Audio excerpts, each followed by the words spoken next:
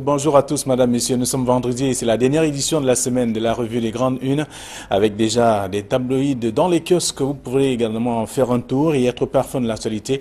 La nouvelle expression, par exemple, parle de la crise diplomatique. Le Cameroun dans son propre piège, c'est le grand titre du journal.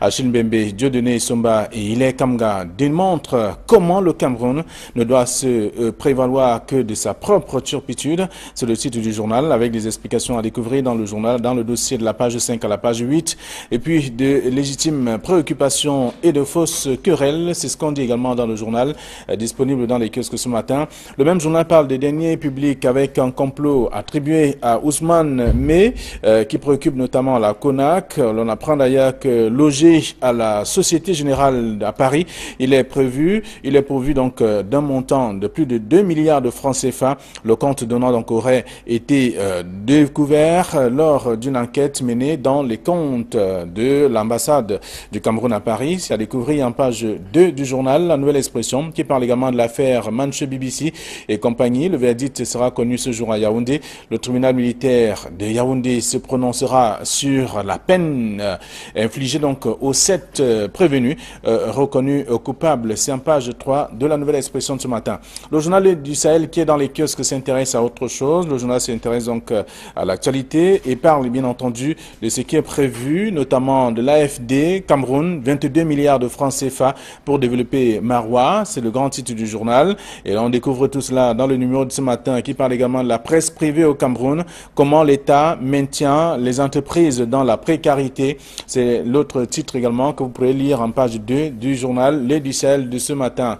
Et puis Info Matin parle de divulgation des secrets de la gendarmerie, le rappel à l'ordre de Galax et Toga. Dans un message fax signé le 17 mai dernier, le secrétaire d'État chargé de la gendarmerie met donc en garde contre les violations du secret professionnel et du devoir de réserve au niveau de la gendarmerie nationale. C'est à lire dans le journal en page 3. À lire également dans le numéro disponible dans les kiosques. On parle aussi du financement avec 37 milliards de francs CFA pour le développement des infrastructures. Le Minipat Alamine Ousmane May a signé hier en Corée du Sud 3 accords de prêt pour la construction du pont sur le Logon-Nechari et l'électrification même de cette localité. C'est à découvrir en page 3 du journal disponible dans les kiosques ce matin. Un autre journal, bien sûr, d'autres sont disponibles dans les kiosques si vous faites un tour, simplement, et être parfum de l'actualité de ce matin. Georges Semé, bonjour. Bonjour à vous, bonjour à tous les téléspectateurs qui nous regardent une fois de plus ce matin. Bienvenue. Avec vous, nous allons faire le tour de quelques sujets traités par la presse. La Nouvelle Expression qui revient sur le sujet et parle donc du Cameroun qui a été pris dans son propre piège, parlant de la crise diplomatique. Achille Mbembe, Dieudonné Somba, Ile Kamga démontrent comment le Cameroun ne doit que se prévaloir de ses propres turpitudes. L'affaire fait le chou gras de la presse depuis quelques jours, c'est-à-dire la sortie un peu malencontreuse de l'ambassadeur des États-Unis au Cameroun qui a cru devoir rappeler un tout petit peu certains principes démocratiques au président de la République du Cameroun après qu'il ait reçu en audience au palais de l'Unité. Ça fait les choux de la presse et il y a eu des diverses positions qui ont été prises, qu'on soit du camp pro-gouvernemental ou alors du camp de l'opposition. Le camp gouvernemental, bien sûr, certains ont pris fait et cause pour le Cameroun en disant que le Cameroun n'a pas de leçon à recevoir des pays étrangers, notamment des États-Unis. Et il y a eu une sortie d'ailleurs du ministre de la Communication qui a effectivement abordé dans ce sujet. Il y a par la suite eu également ce communiqué du ministre, le jeune Bellamela, qui a même d'ailleurs rencontré l'ambassadeur en question. L'ambassadeur, voilà, qui l'a convoqué et a également rendu public un communiqué qui allait dans le sens de celui du ministre de la Communication. Donc, de l'autre côté, il y avait également certaines personnes qui estimaient que bien évidemment, les États-Unis ont dressé un constat qui est un constat juste et que la question de l'alternance au Cameroun n'était pas une question taboue.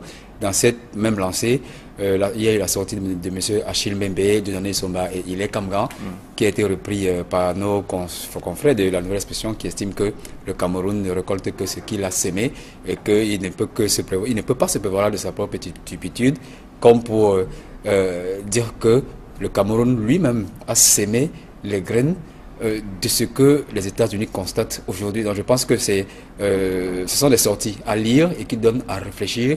En conclusion, on dira que D'un côté, il y a les pro-gouvernementaux qui pensent que les États-Unis n'ont pas à s'ingérer dans les affaires du Cameroun. Et de l'autre côté, il y a une certaine opinion opposante qui pense que le Cameroun, bien évidemment, devrait déjà mettre sur la table la question de l'alternance au pouvoir ou de la transition et que la sortie de l'ambassadeur du Cameroun est opportune et justifiée. Très bien, on va faire le tour de quelques tabloïds. En tout cas, il y a également Émergence, c'est le quotidien privé bilingue qui parle de l'affrontement Yaoundé-Washington. Et à la une, Donald Trump peut-il forcer Paul Biya à quitter le pouvoir? Bien, je pense que ce n'est pas encore un affrontement parce qu'on n'a pas encore frôlé l'incident diplomatique. Le fait que l'ambassadeur des États-Unis au Cameroun soit rentré aux États-Unis. Donc, on estime que simplement le ministre Lejeune Bella aurait fait des injonctions à l'ambassadeur. C'était la démarche diplomatique à effectuer. Sinon, le Cameroun allait être présenté comme un État très faible qui ne sait pas déblayer le terrain diplomatique face à une situation telle qu'elle a été présentée par l'ambassadeur des États-Unis au Cameroun.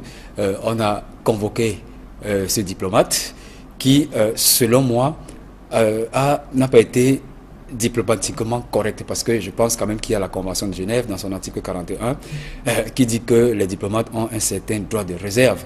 Et M. Ballerin a péché en violant tout simplement cette Convention de Genève, et il était de bon droit pour le Cameroun de le convoquer et de lui rappeler ces sacro-saints principes de la diplomatie qui veulent qu'un État ne s'ingère pas non seulement dans la gestion des affaires de notre pays, mais qu'il y a une certaine posture à adopter lorsqu'on représente un État comme les États-Unis dans un autre pays. Vous savez qu'il n'a pas seulement pas parlé. Il y a des limites, bien évidemment. Vous savez qu'il n'a pas seulement abordé sur le sujet de l'alternance au Cameroun. Il a parlé des forces de défense. Voilà, il a également parlé des exactions. Des exactions correctes commises des forces de défense et de sécurité du côté de l'extrême nord et du côté des régions anglophones. Je crois que c'est extrêmement grave pour un ambassadeur, mais je pense que ça ne vient que confirmer bien évidemment la réalité sociopolitique au Cameroun. Il y a une question de l'alternance qui se pose bien évidemment, et je crois qu'avec la dernière sortie du ministre de la Défense qui a rappelé à l'ordre ses troupes, lorsqu'on a arrêté un certain général de l'Ambazonie qui était séquestré, il a rappelé ses militaires à l'ordre. Donc cette réalité existe aussi. Donc je pense que même si on peut trouver un peu boiteuse la sortie du plénipotentiaire américain, c'est quand même une réalité qui existe, et ce sont des sujets qu'on ne saurait aujourd'hui éluder dans le débat politique de notre pays. Est-ce que c'est pas parce que le Cameroun tend toujours la main aux États-Unis que l'ambassadeur peut également se permettre ce qu'il a fait? Bien, je vais peut-être dévoiler un secret ici. Lorsque l'ambassadeur du Cameroun prenait fonction au Cameroun, il était venu avec une feuille de route précise. C'est-à-dire, il avait certaines données géopolitiques du Cameroun, certaines données sociopolitiques également, qui disaient que il y a un président qui a déjà passé plus de 30 ans au pouvoir, et que ce pays préparait des élections et qu'il fallait qu'il veille au bon fonctionnement, au bon déroulement de ces élections, c'est-à-dire qu'elles se déroulent dans la plus grande démocratie possible. Donc je crois que c'est dans ce sens-là, c'est dans ce filon qu'il s'est cru le devoir de rappeler à M. Biya qu'il devrait déjà penser à l'héritage qu'il peut laisser au peuple camerounais, en prenant les exemples de George Washington ou bien alors Nelson ça vient noyer tout Mandela. ce que certains pensaient, en tout cas que l'ambassadeur prenait ou alors faisait à sa tête. Pourtant, il vient mettre en pratique ce qui lui a été confié comme directive. Bien évidemment, je ne pense pas que ce soit une sortie malencontreuse. Ça peut être la vision du gouvernement Trump sur le Cameroun. Et le gouvernement camerounais, en conséquence, ne devrait pas prendre cette sortie à la légère, puisque après le président Hollande qui avait taxé certains présidents des présidents qui s'accrochent au pouvoir, M. Trump également pense que ça en est trop de voir des présidents qui passent plusieurs dizaines d'années au pouvoir. Donc M. Ballerin, je pense qu'il est venu traduire tout simplement dans les mots, parce qu'on n'est pas encore dans les actes, dans les mots, ce que pense le gouvernement Trump. Donc, Yaoundé devrait se préparer à ce que on ait de plus en plus ce type de volée de bois vert. Et il y a même un de nos confrères qui a fait mention de ce que ce n'est que le début, et on risque de voir de plus en plus les États-Unis ou alors d'autres puissances occidentales s'ériger contre l'alternance, contre le régime du président Biya. Mais je pense que pour revenir à la question qu'on m'avait posée tout à l'heure, je pense que même s'il y a ces faits, ces petits crocs en jambes des États-Unis au Cameroun, les relations diplomatiques bilatérales, économiques entre les deux États restent très bien, parce qu'il y a quand même 3 semaines, les États-Unis ont quand même doté l'armée camerounaise de 2 avions de reconnaissance, ce qui prouve que sur le plan militaire, il y a une certaine entente, sur le plan économique également, le Cameroun et les États-Unis. Et à peine il y a un communiqué en tout cas qui félicite le chef de l'État pour l'organisation de la fête de l'unité nationale. Tout à fait, donc ça veut dire que... ça vient toujours des États-Unis. Voilà, ça veut dire que cette anicroche n'est que... comment dirais-je, en tout cas les relations bilatérales entre ces deux pays sont bonnes, même si la superpuissance que les États-Unis se croient avoir le droit de rappeler, pas seulement aux États africains, mais également à certains autres pays occidentaux, qu'il faut respecter les grands principes de liberté et les principes de démocratie. Donc le Cameroun n'est pas en marge de ce rappel. Je pense que l'ambassadeur des États-Unis est pleinement dans ce rôle. Il n'y a pas affrontement. Le sous-titre d'émergence, affrontement Yaoundé-Washington, ce n'est donc pas... Non, il n'y a pas d'affrontement. Et d'autant plus le Cameroun ne peut jamais affronter les États-Unis, puisque le Cameroun, c'est un tout petit pays face à une superpuissance mondiale. Mais je pense que sur le plan politique et sur le plan diplomatique, l'ambassadeur des États-Unis au Cameroun aurait peut-être mieux fait de le rappeler, pourquoi pas en aparté, mais pas devant les caméras, parce que ça a quand même été un énorme coup de semence qu'il a planté au gouvernement camerounais de le dire en Mondovision. C'est ce qui a bien évidemment suscité ce tollé général, un tollé général qui a complètement divisé la classe politique camerounaise, parce qu'il y a les pro-BIA et il y a les contre-BIA. Une d'ailleurs de nos confrères de la Nouvelle Expression en dit long sur la sortie de Achille Mbembe et Dieudonné Somba. Très bien. Alors donc, le même journal Émergence parle aussi, en dehors de ces trois, à côté de ces 13 experts, qui se prononcent sur le sujet, parlant notamment de Donald Trump. Peut-il forcer la main où Paul Biya a quitté le pouvoir? Donc il y a 13 experts qui se prononcent. Et toujours parlant de mise au point, l'ambassade des États-Unis demande d'ailleurs le rappel, puisqu'on a écrit, la presse a évoqué aussi que cet ambassadeur a été rappelé à son pays. Et ce n'est donc pas le cas, selon bien sûr. Ce n'est pas le cas, bien évidemment. Je crois que son voyage a été préparé de longue date, bien avant l'audience qu'il a eu avec le président de la République, et il y a juste eu un concours de circonstances qui a fait que, juste après cette audience, après sa sortie et après le tollé général que ça a provoqué, qu'il ait voyagé. Certains ont donc pensé que c'était un rappel de l'ambassadeur des États-Unis au Cameroun par son gouvernement. Non, c'était pas du tout ça. C'était des congés qui étaient préparés depuis longtemps, et le communiqué qui a été rendu public par un représentant des États-Unis, je crois, de l'Afrique centrale, est tout à fait clair. Ils ont dit que les États-Unis, c'était la vision des États-Unis par rapport au Cameroun, et que tout ce qui a été dit dans la presse et par le gouvernement camerounais n'engage que le gouvernement camerounais, et que leur ambassadeur n'a pas été rappelé. Il a juste pris un congé sabbatique et qui serait de retour au Cameroun le 7 juin pour reprendre pleinement ses fonctions le 8 suivant. Très bien. Alors, on a fini de lire ça dans le journal Émergence. On a lu également le dossier proposé par la Nouvelle Expression par la crise diplomatique dans le Cameroun, dans son propre piège. C'est ce qui est contenu à la une du journal, dans le dossier en tout cas, de la page 5 à la page 8. Et toujours à la une d'un autre journal, c'est bien entendu Info Matin qui parle de divulgation des secrets de la gendarmerie, le rappel à l'ordre de Galax Etoga, qui fait savoir que désormais, les hommes en tenue, les gendarmes précisément, ne vont plus prendre la parole n'importe comment, comme c'était le cas il y a quelques temps. Il s'est adressé à, M. Toga s'est adressé à la gendarmerie, qui est son secrétariat d'État, le secrétaire d'État dont il a la mission. Mais bien avant lui, il y a le ministre de la Défense qui avait déjà rappelé à l'ordre les militaires du fait des informations qu'ils divulguaient dans les réseaux sociaux et dans les médias. Et malheureusement, avec la sortie de M. Etoga, on a l'impression que ils n'ont pas été entendus. Des documents confidentiels continuent d'être divulgués dans les médias et sur le net, et les prises de parole de certaines personnes de la gendarmerie continuent également d'avoir libre cours. Donc, il a donc rappelé à ces personnes leur devoir de réserve, mais également en leur rappelant que la situation, le contexte est assez compliqué pour qu'ils prennent la parole sans l'aval de la hiérarchie. Donc, je crois que c'est une sortie opportune pour des faits qui sont extrêmement malencontreux, parce qu'il y a quand même des canaux officiels qui appartiennent à la défense ou alors à la gendarmerie, où ces informations devraient être... La grande miette, bien évidemment. Et malheureusement, elle est devenue une grande bavarde, non seulement du fait de ces documents confidentiels qui se retrouvent dans les réseaux sociaux et dans les médias, mais également de certains responsables de la gendarmerie et des militaires qui se retrouvent devant les médias pour dévoiler ce qui ne devrait pas être dévoilé devant le public.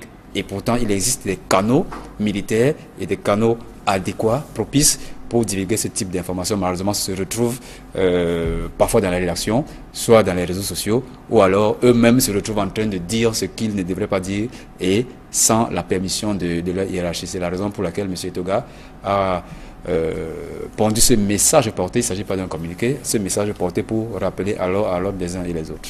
Très bien. Alors, c'est le journal Info Matin qui rappelle cela, qui a sauté sur l'occasion, sur ce message, en fait, pour essayer de sensibiliser davantage et porter tout cela dans la presse aussi. Et le journal Le Sahel de ce matin s'intéresse à la presse privée, avec comment l'État maintient les entreprises dans la précarité. On l'a vu, les directeurs de publication sont réunis à Yaoundé pour essayer d'étudier la question et faire des propositions au gouvernement. L'État maintient la presse privée dans la précarité. Je crois que c'est un titre assez dur, mais quand même qui révèle une réalité triste. Bien évidemment, lorsque nos confrères disent que l'État maintient la presse privée dans la précarité, c'est certainement allusion à cette aide publique à la communication qui est encore bien maigre, contrairement aux exemples qu'on voit dans d'autres pays où l'aide publique à la communication frôle le milliard de francs CFA, alors qu'au Cameroun, avec plus de 600 titres, on en est encore à peine à moins de 500 millions de francs CFA, 300 millions de francs CFA à distribuer sur les titres qui auront été choisis dans ce cas-là. C'est une réflexion perpétuelle depuis les états généraux de la communication, dont l'application, dont les résolutions attendent encore d'être appliquées. La presse privée se meurt de plus en plus, non seulement par manque de moyens, mais également par l'accès aux sources d'information. Vous savez que c'est une autre partie de la crédibilité, l'objectivité et la liberté de la presse.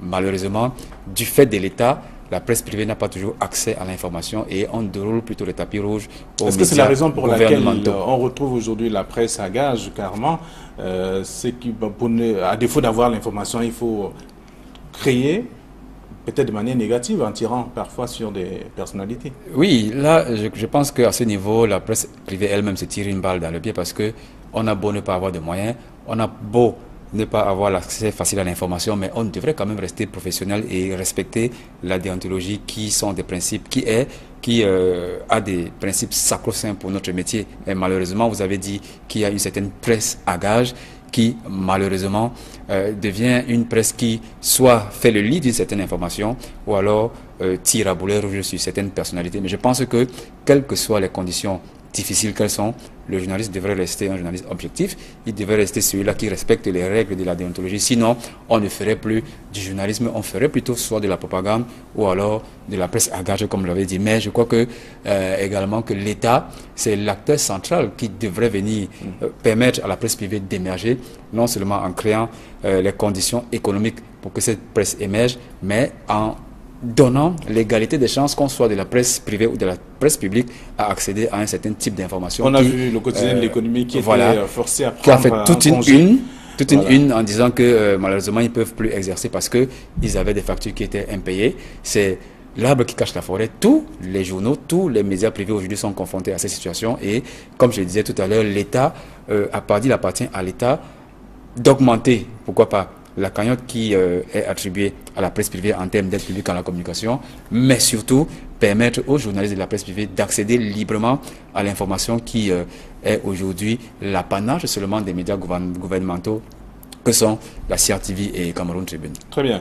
Alors, donc, c'est Lé du Sahel qui est revenu sur le sujet ce matin en parlant de la presse privée, comment l'État maintient les entreprises dans la précarité. Vous pouvez lire également l'article en page 2 de Lé du Sahel. La Nouvelle Expression parle également de l'affaire Manche BBC et compagnie. Le verdict sera connu ce jour à Yaoundé. On sait déjà que le tribunal militaire de Yaoundé se prononcera sur la peine à infliger donc aux 7 prévenus reconnus coupables. Mais écoutez, je crois que c'est une affaire extrêmement grave et que tout le monde attend. Tout le monde attend ce verdict parce que les faits qui sont reprochés aux 7 prévenus, dont le célèbre confrère Manchou Bibixi, sont extrêmement graves. Je cite par exemple la rébellion simple, outrage à compte constitué à fonctionnaire, révolution, propagande de fausses nouvelles, actes de terrorisme. Je pense que ce sont des actes très graves qui leur vaudra au maximum la peine de mort. Alors, la dernière audience d'hier a vu les plaidoiries de la défense, qui ont demandé tout simplement que le droit soit dit. Le droit soit dit conformément à la loi. Et ils ont relevé, bien évidemment, quelques entorses qui a été relevés lors de la procédure. Et finalement, ils ont dit que le dossier était quasiment vide. Ce qu'on reprochait à leurs clients n'existait pas du tout. Alors, ils ont donc demandé que le droit soit dit, mais demander du tribunal militaire de Yaoundé également d'être clément. Dans le compte rendu de la presse, quand même, on comprend que ce sont des citoyens camerounais, mais ils ont un passé quand même pas sombre, ils ont un passé tout à fait propre et clair, et que ce sont juste ces faits posés lors de ces manifestations qui ont contribué à ce qu'ils soient interpellés. Tout à fait, ce sont des éléments qui ont été soulevés par la défense en disant qu'ils avaient des casiers judiciaires vides et qu'ils se sont très bien comportés lors de leur détention à la prison centrale de Kondengui. Donc, ces éléments devraient en réalité jouer en leur faveur pour que le verdict ne soit pas celui de la peine de mort. C'est une bonne plaidoirie. Mais ils ont également relevé... à une libération, par exemple? Je ne sais pas. Je crois que nous sommes ici dans les séquelles judiciaires et appartiendra seulement au tribunal militaire de Yaoundé. Simplement du tribunal militaire de Yaoundé de soit les libérer, soit les acquitter, ou alors de prononcer la peine de mort contre eux, ce qu'on ne souhaite pas, bien évidemment. Mais il y a un autre volet qui est subsidiaire à celui de leur culpabilité. Il y a le volet dommages-intérêts qui s'élève, je crois, à 599 millions de francs CFA de dommages-intérêts. Plus de 500 millions de toute façon, voilà, c'est contenu dans la presse. Qui a été demandé par des personnes qui se sont constituées partie civile, mais également l'État du Cameroun qui ici s'est également constitué partie civile. Mais on a vu également, selon bien sûr l'article ce matin, qu'il y a certains membres du Conseil qui étaient absents pour des raisons que l'on n'a pas évoquées. Maître Mouna, par exemple, Akere Mouna qui n'était pas là, Maître Tchunga et autres. Je crois qu'ils se sont dessaisis de dossier depuis longtemps parce qu'il y avait beaucoup d'entorses dans la procédure qui avait libre cours. Ben, les plus tenaces, Maître Sim et l'autre avocat, je pense qu'ils ont tenu à conduire la procédure jusqu'à la fin et c'est eux qui ont plaidé en faveur de leurs clients hier. Maître Assira. Voilà, Maître Assira. On espère tout simplement que, comme ils l'ont demandé, le tribunal sera clément et qu'on n'arrivera pas à la peine de mort. C'est la peine capitale à laquelle ces 7 accusés en cours. Et bien évidemment, les avocats ont trouvé que les dommages intérêts de près de 600 millions sont un peu exorbitants et qu'il faudrait en principe revoir ce montant, soit à la baisse ou alors totalement l'effacer. Très bien. Alors, on a lu l'article est contenu dans le journal La Nouvelle Expression en page 3. Qu'est-ce qui est attendu en tout cas aujourd'hui? On sait que le verdict sera connu ce jour du côté de Yaoundé du tribunal militaire sur l'affaire qui concerne justement Mancho BBC et compagnie. Et c'est en page 3. Et toujours dans le même journal, dernier public, il y a un compte attribué à Lamine Ousmane Meh qui préoccupe la CONAC. La CONAC qui investigue depuis quelque temps. Il s'est rendu compte qu'il y a un compte logé à la Société Générale à Paris, et on parle pratiquement 2 milliards de francs CFA appartenant donc à l'ancien ministre des Finances. Écoutez, c'est une affaire grosse qui a libre cours depuis un moment. Je crois que la plupart des rédactions ont eu ce document signé de Dieudonné Massigam, ce qui dit effectivement qu'il y a un certain montant qui a été logé à la Société Générale de Paris et qui serait géré par le ministre, l'ancien ministre des Finances, M. Alamine Ousmane Meh. C'est suite à une enquête économique et financière. Même si l'ambassadeur du Cameroun à Paris dit qu'il faut également prendre ça aussi. Avec beaucoup de pincettes. Avec beaucoup de pincettes. Moi, je pense que... Il y a des éléments qui manquent de toute façon. Oui, moi je pense que nous sommes en train d'approfondir l'enquête, mais c'est extrêmement grave. Si les faits sont finalement révélés, c'est extrêmement grave parce que, tel que le communiqué a été rendu public, M. Alamine Ousmane Meh serait le seul gestionnaire de ce compte. Et pourtant, ce sont des fonctions qui sont dévolues à la Société nationale d'investissement, la SNI, qui est la seule habilitée à investir au nom de l'État. Et pourtant, M. Alamine Ousmane Meh, conformément à ce communiqué, aurait acheté des titres au nom de l'État du Cameroun dans certaines sociétés à Paris, pour le compte de l'État du Cameroun, et pourtant c'est une mission qui est dévolue exclusivement à la Société nationale d'investissement. Alors la CONAC, donc, après avoir mené ces investigations, se sont rendu compte qu'il existait bien évidemment cette somme dans un compte logé dans une banque de France, mais on n'y voyait aucun titre, on n'y voyait pas non plus les sociétés dans lesquelles les actions du Cameroun sont logées, ni moins des dividendes qui sont issus de l'achat de ces actions. C'est la raison pour laquelle il a donc adressé une lettre au ministère, à l'ancien ministre des Finances, pour clarifier la situation. Donc, nous les journalistes, bien évidemment, nous sommes en train d'approfondir la réflexion pour voir d'abord si c'est un document authentique. S'il l'est, je pense que nous sommes en face d'une affaire d'État, une grosse affaire d'État qui implique l'actuel ministre, l'ancien ministre des Finances. Très bien. C'est un article à lire donc en page 2 de la Nouvelle Expression de ce matin, parlant de ce compte attribué à Ousmane Alamine Ousmane Meh, qui est l'ancien ministre des Finances, aujourd'hui ministre de l'Économie. Donc on peut davantage lire, et le travail qui est fait par la CONAC sur le terrain. On va dire un mot avant de sortir de cette émission intégration qui est dans les kiosques qui parle de la crise anglophone, avec les 21 câbles diplomatiques français qui accusent quand même le Cameroun. Bien écoutez, nos confrères du journal Intégration sont bien introduits en ce qui concerne les secrets des diplomates. Et je crois que c'est également eux qui étaient parmi les journaux qui ont révélé l'affaire Wikileaks.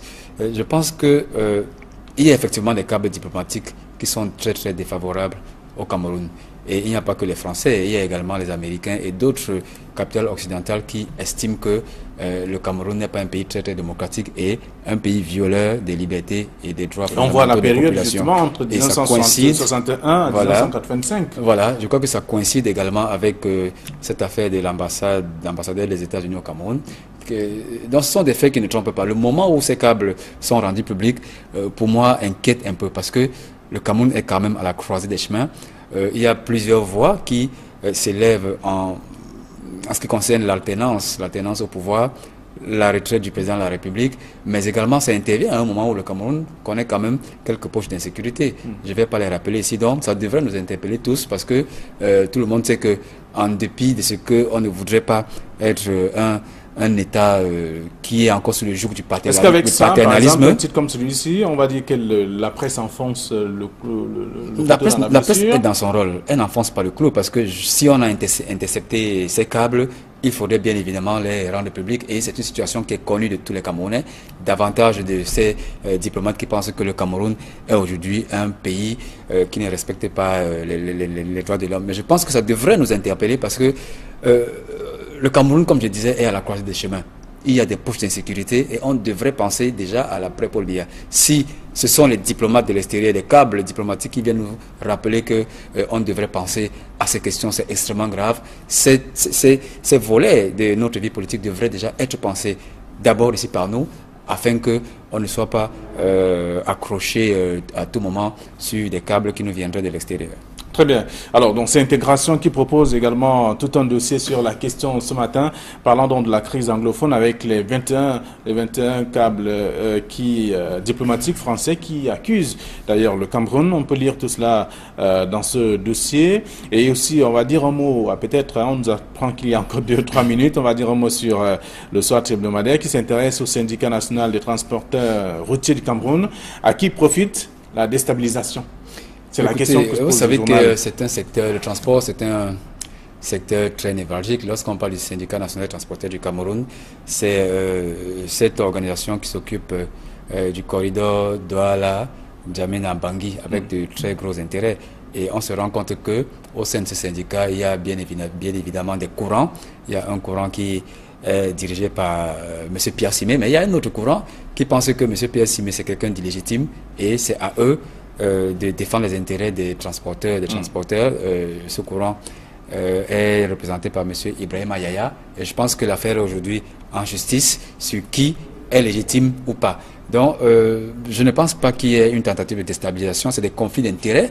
C'est des conflits d'intérêts qui quittent la route, qui quittent les corridors pour se retrouver aujourd'hui dans les prétoires. Et je pense que seuls les tribunaux peuvent nous dire qui est effectivement qui au sein de ce syndicat. Merci à vous, Georges Sémé. Je vous souhaite déjà de passer un très bon week-end. Vous aurez le temps de boire un verre d'eau parce que vous allez finalement retrouver celle ce matin. Pourtant, d'autres personnes étaient aussi invitées. Alors, je vous souhaite un bon week-end et surtout à vous aussi. Passez un très bon week-end. Surtout, n'oubliez pas les rendez-vous du week-end également sur Equinox Télévision. Droit de réponse dimanche entre 12h et 13h30. Et juste après, vous avez dimanche avec vous aussi, avec Serge Alain Autou et d'autres rendez-vous également sur Equinox. Bon week-end et à lundi, 9h.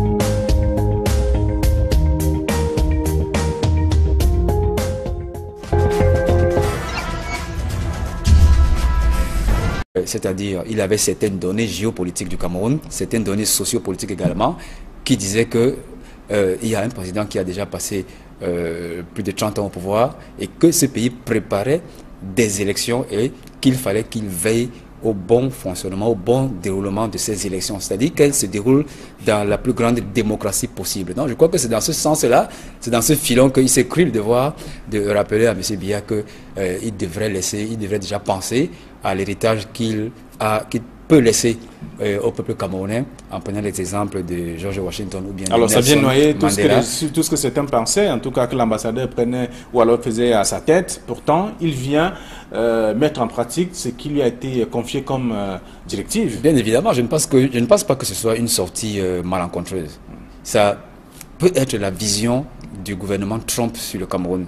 Et le gouvernement camerounais, en conséquence, ne devrait pas prendre cette sortie à la légère, puisque après le président Hollande qui avait taxé certains présidents des présidents qui s'accrochent au pouvoir, Monsieur Trump également pense que ça en est trop de voir des présidents qui passent plusieurs dizaines d'années au pouvoir. Donc Monsieur Ballerin, je pense qu'il est venu traduire tout simplement dans les mots, parce qu'on n'est pas encore dans les actes, dans les mots, ce que pense le gouvernement Trump. Donc, Yaoundé devrait se préparer à ce que on ait de plus en plus ce type de volée de bois vert. Et il y a même un de nos confrères qui a fait mention de ce que ce n'est que le début et on risque de voir de plus en plus les États-Unis ou alors d'autres puissances occidentales s'ériger contre l'alternance, contre le régime du président Biya. Mais je pense que pour revenir à la question qu'on m'avait posée tout à l'heure, je pense que même s'il y a ces faits, ces petits crocs en jambes des États-Unis au Cameroun, les relations diplomatiques bilatérales, économiques entre les deux États restent très bien parce qu'il y a quand même 3 semaines, les États-Unis ont quand même doté l'armée camerounaise de 2 avions de reconnaissance, ce qui prouve que sur le plan militaire, il y a une certaine entente, sur le plan économique également. Le Cameroun et les États-Unis. Et à peine il y a un communiqué en tout cas qui félicite le chef de l'État pour l'organisation de la fête de l'unité nationale. Tout à fait, donc ça veut dire que... ça vient toujours des États-Unis. Voilà, ça veut dire que cette anicroche n'est que... comment dirais-je, en tout cas les relations bilatérales entre ces deux pays sont bonnes, même si la superpuissance que les États-Unis se croient avoir le droit de rappeler, pas seulement aux États africains, mais également à certains autres pays occidentaux, qu'il faut respecter les grands principes de liberté et les principes de démocratie. Donc le Cameroun n'est pas en marge de ce rappel. Je pense que l'ambassadeur des États-Unis est pleinement dans ce rôle. Il n'y a pas affrontement. Le sous-titre d'émergence, affrontement Yaoundé-Washington, ce n'est donc pas... Non, il n'y a pas d'affrontement. Et voilà. D'autant le Cameroun ne peut jamais affronter les États-Unis puisque le Cameroun c'est un tout petit pays face à une superpuissance mondiale.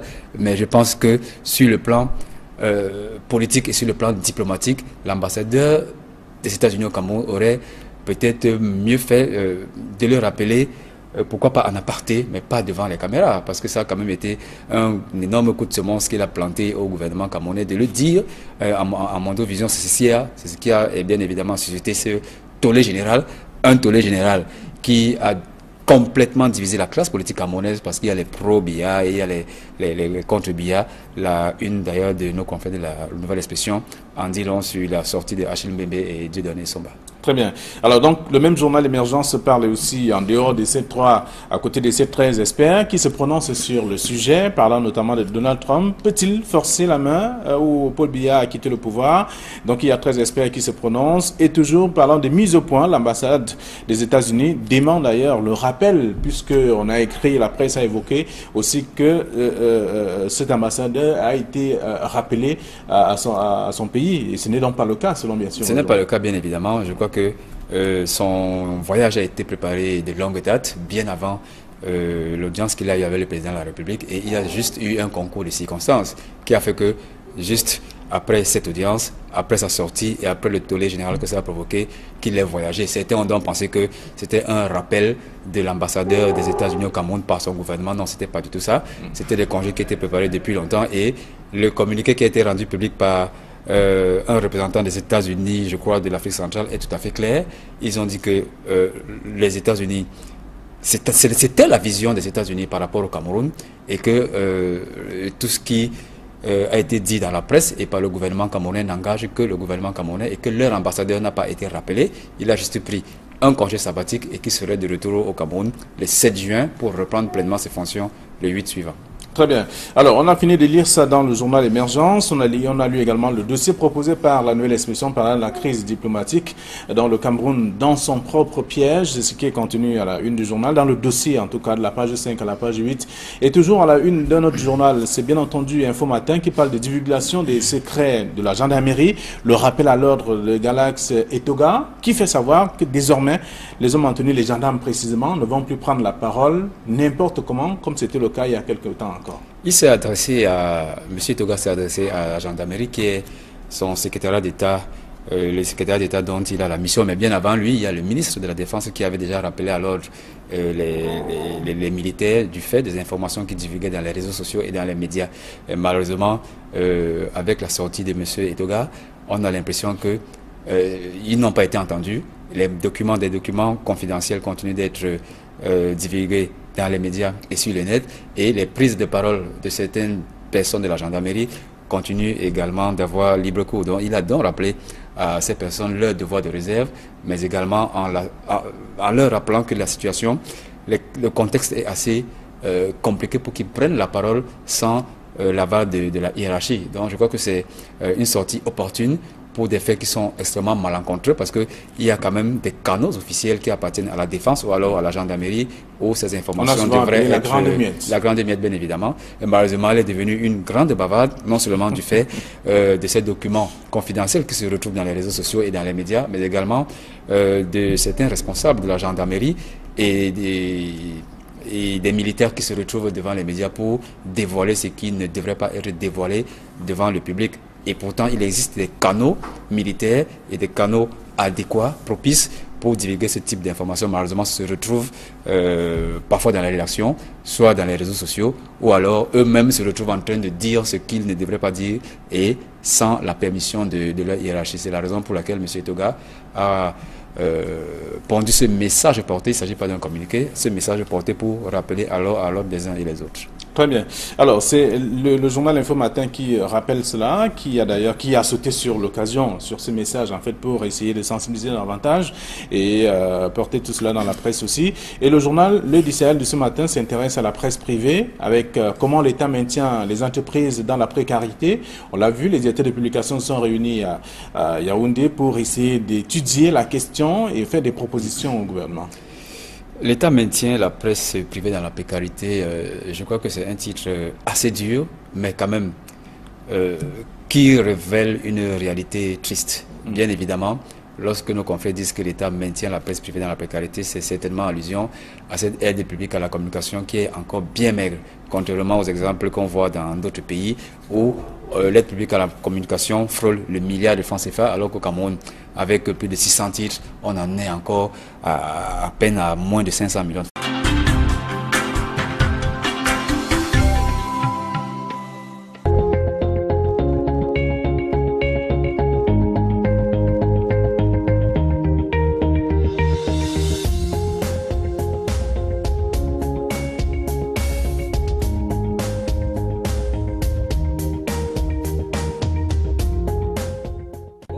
Bonjour à tous, madame, messieurs. Nous sommes vendredi et c'est la dernière édition de la semaine de la revue Les Grandes Unes, avec déjà des tabloïds dans les kiosques. Vous pourrez également faire un tour et être parfum de l'actualité.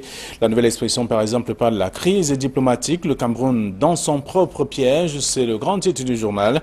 Achille Mbembe, Dieudonné Somba et Ile Kamga démontrent comment le Cameroun ne doit se prévaloir que de sa propre turpitude. C'est le titre du journal, avec des explications à découvrir dans le journal, dans le dossier de la page 5 à la page 8, et puis de légitimes préoccupations et de fausses querelles. C'est ce qu'on dit également dans le journal, disponible dans les kiosques ce matin.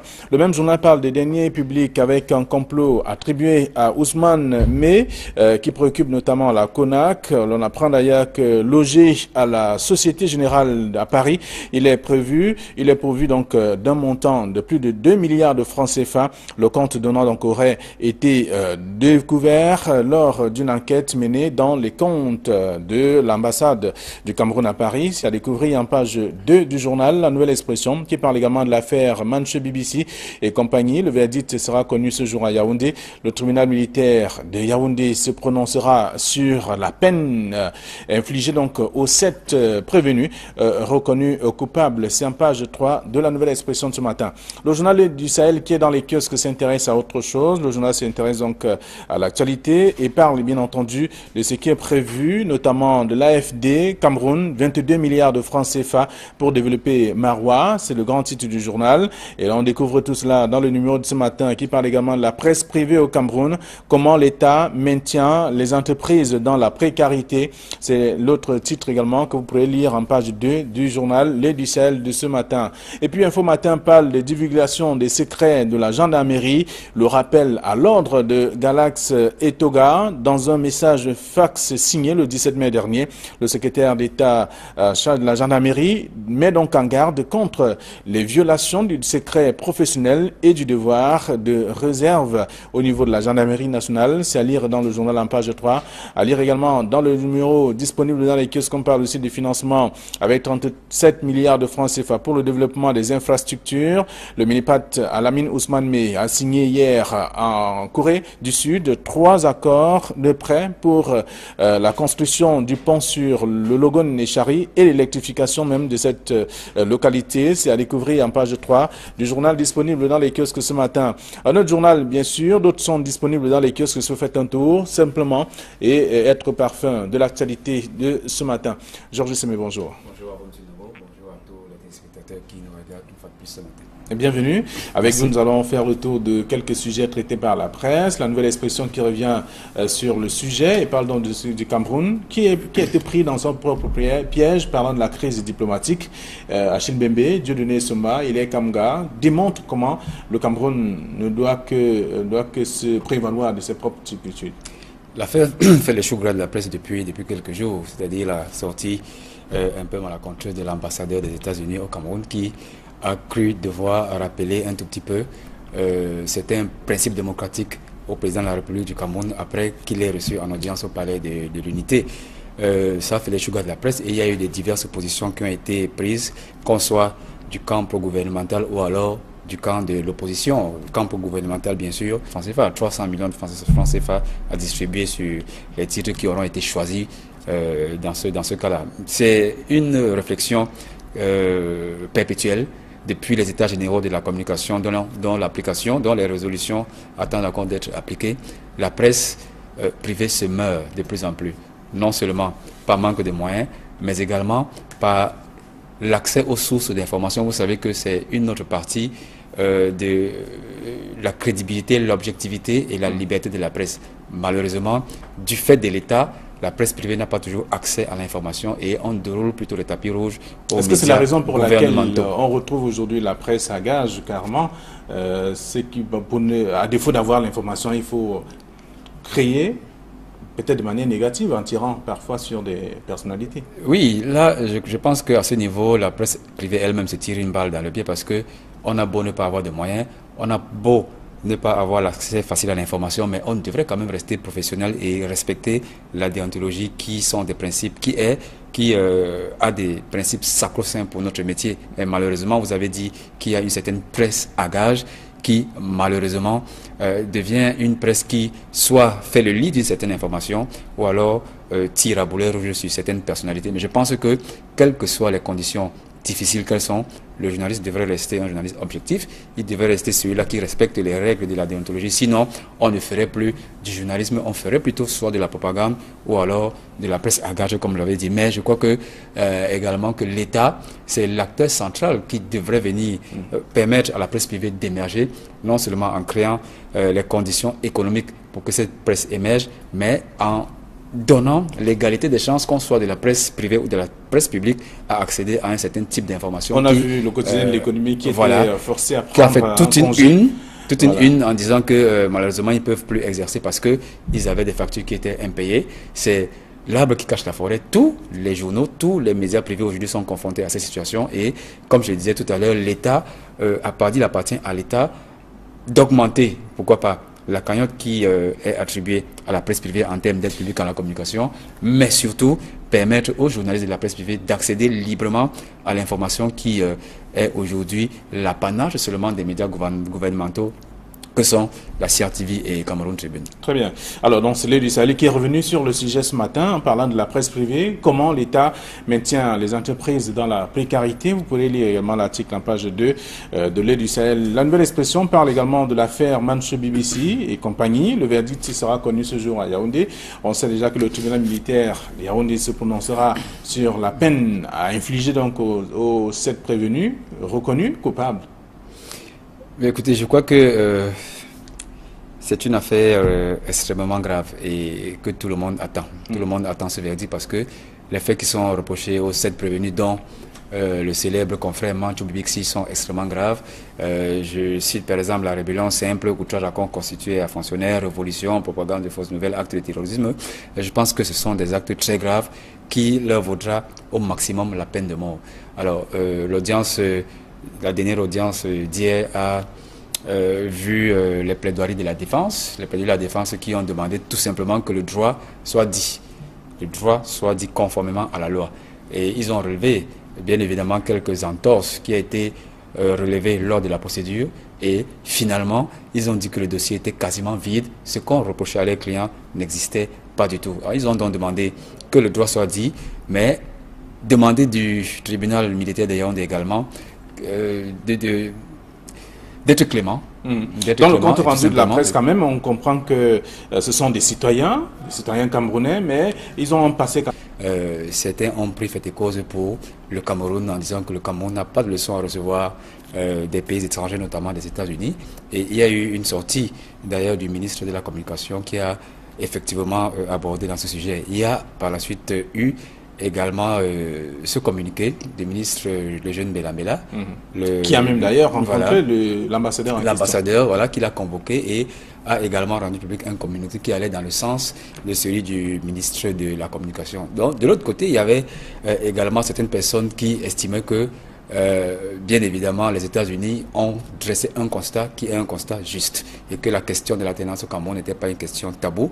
Dans cette même lancée, il y a eu la sortie de M. Achille Mbembe, de Doné Somba et Ilé Kamgan, qui a été repris par nos confrères de la Nouvelle Expression qui estiment que le Cameroun ne récolte que ce qu'il a sémé et qu'il ne peut pas se prévaloir de sa propre turpitude, comme pour dire que le Cameroun lui-même a sémé les graines de ce que les États-Unis constatent aujourd'hui. Donc je pense que ce sont des sorties à lire et qui donnent à réfléchir. En conclusion, on dira que d'un côté, il y a les pro-gouvernementaux qui pensent que les États-Unis n'ont pas à s'ingérer dans les affaires du Cameroun. Et de l'autre côté, il y a une certaine opinion opposante qui pense que le Cameroun, bien évidemment, devrait déjà mettre sur la table la question de l'alternance au pouvoir ou de la transition et que la sortie de l'ambassadeur du Cameroun est opportune et justifiée. Très bien, on va faire le tour de quelques tabloïds. En tout cas, il y a également Émergence, c'est le quotidien privé bilingue qui parle de l'affrontement Yaoundé-Washington. Et à la une, Donald Trump peut-il forcer Paul Biya à quitter le pouvoir? Bien, je pense que ce n'est pas encore un affrontement parce qu'on n'a pas encore frôlé l'incident diplomatique. Le fait que l'ambassadeur des États-Unis au Cameroun soit rentré aux États-Unis. Donc, on estime que le ministre, le jeune Bella, aurait fait des injonctions à l'ambassadeur. C'était la démarche diplomatique à effectuer. Sinon, le Cameroun allait être présenté comme un État très faible qui ne sait pas déblayer le terrain diplomatique face à une situation telle qu'elle a été présentée par l'ambassadeur des États-Unis au Cameroun. On a convoqué ce diplomate qui, selon moi, n'a pas été diplomatiquement correct parce que je pense quand même qu'il y a la Convention de Genève dans son article 41 qui dit que les diplomates ont un certain droit de réserve et M. Ballerin a péché en violant tout simplement cette Convention de Genève et il était de bon droit pour le Cameroun de le convoquer et de lui rappeler ces sacro-saints principes de la diplomatie qui veulent qu'un État ne s'ingère pas non seulement dans la gestion des affaires de notre pays mais qu'il y a une certaine posture à adopter lorsqu'on représente un État comme les États-Unis dans un autre pays. Vous savez qu'il n'a seulement pas parlé. Il y a des limites, bien évidemment. Vous savez qu'il n'a pas seulement abordé sur le sujet de l'alternance au Cameroun. Il a parlé des forces de défense. Voilà, il a également parlé des exactions des exactions qu'auraient commis des forces de défense et de sécurité du côté de l'extrême nord et du côté des régions anglophones. Je crois que c'est extrêmement grave pour un ambassadeur, mais je pense que ça ne vient que confirmer bien évidemment la réalité sociopolitique au Cameroun. Il y a une question de l'alternance qui se pose bien évidemment, et je crois qu'avec la dernière sortie du ministre de la Défense qui a rappelé à l'ordre ses troupes, lorsqu'on a arrêté un certain général de l'Ambazonie qui était séquestré, il a rappelé ses militaires à l'ordre. Donc cette réalité existe aussi. Donc je pense que même si on peut trouver un peu boiteuse la sortie du plénipotentiaire américain, c'est quand même une réalité qui existe, et ce sont des sujets qu'on ne saurait aujourd'hui éluder dans le débat politique de notre pays. Est-ce que c'est pas parce que le Cameroun tend toujours la main aux États-Unis que l'ambassadeur peut également se permettre ce qu'il a fait? Bien, je vais peut-être dévoiler un secret ici. Lorsque l'ambassadeur du Cameroun prenait fonction au Cameroun, il était venu avec une feuille de route précise.